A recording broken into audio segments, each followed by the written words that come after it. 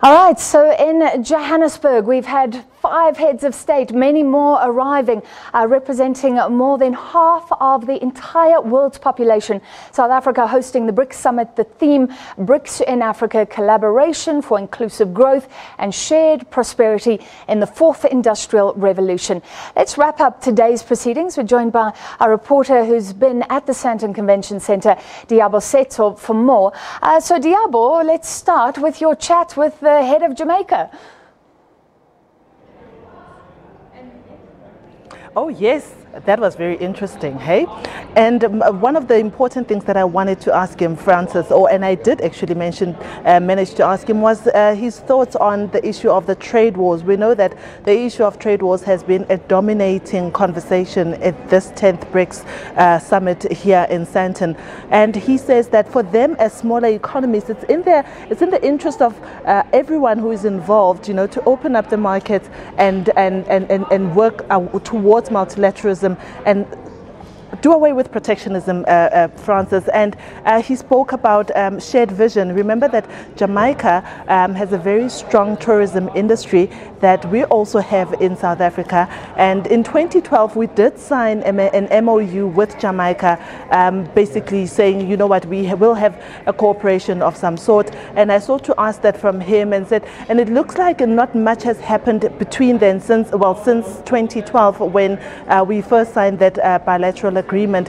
But he had very, very good things to say about how this summit has been put together. You'll remember that Jamaica naturally is not part of BRICS, but they have invited other countries such as BRICS and other, such as Jamaica, beg your pardon, and other African countries in Ethiopia, in Senegal, who, by the way, will be having a meeting with the heads of state tomorrow to talk about, you know, what they make of the BRICS, how they can make a contribution to the BRICS nations. Francis.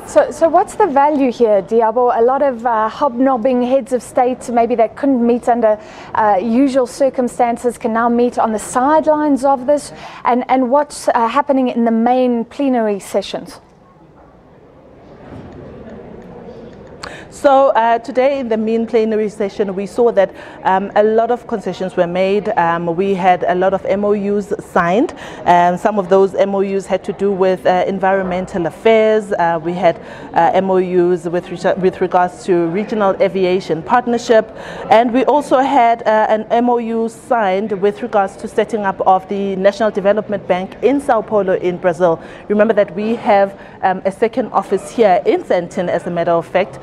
So there has been also a report back about the bank, which made a concession that there needs to be a scale up in terms of lending in South Africa. So far the bank has lent about 5.7 billion rands and worth in 16 projects. So there's still more scope for this bank to actually give out money for more infrastructure projects and more developmental projects. So there has been a whole lot of talking between all the member states. Remember that President Cyril Ramaphosa also has a vision of wanting to attract investment into the country, and this has been said that is an opportune time for him to do that, and also to increase trade among the BRICS nations is also very key.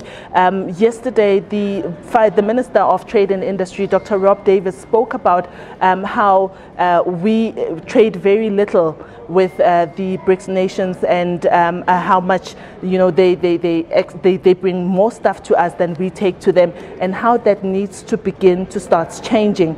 And so I believe that in closed sessions, you know, they are signing deals, signing agreements that yes, we will lend, yes, we will open up these markets. We also spoke to the Minister of Small and Medium Enterprises, Ms. Lindiwe Zulu, who also in her capacity as Minister of Small Businesses talked about, you know, the role of this bank and the role of BRICS in growing SMMEs and making sure that we open up markets in those respective countries. For example, having people who do their trade in South Africa. Say you've got a small business, Francis, so you'd be able to open the market and go sell your wares, say in China or in India, and you know that that is an example of a cooperation. That's an example of what BRICS is able to do. So those are the kind of talks that we have here, Francis, at the summit. So Liabo, final question. It's not only trade, which as you mentioned, is unfair. South Africa not really pushing stuff into other markets, but we are receiving direct funds, loans from China, direct investment. What are people saying in the corridors? Is that good for us, or are we possibly risking becoming dependent on these countries that are very different to us politically? You know, the one disadvantage about a summit like this, Francis, is that there is a barrier between us and the delegates. So if you need to see a delegate, or if you need to get that kind of information, you have to get escort. So interaction between us, the media, and people who have those very answers is very, very limited. But I know that you're referring to particularly the loan that we signed with the China Development Bank, that is Eskom, that's Eskom signed with the China Development Bank. And, you know, analysts have hailed it as it's a good thing that now Eskom is at a point where it is able to borrow money. Remember that they come from an environment where they couldn't even go to the market to lend money.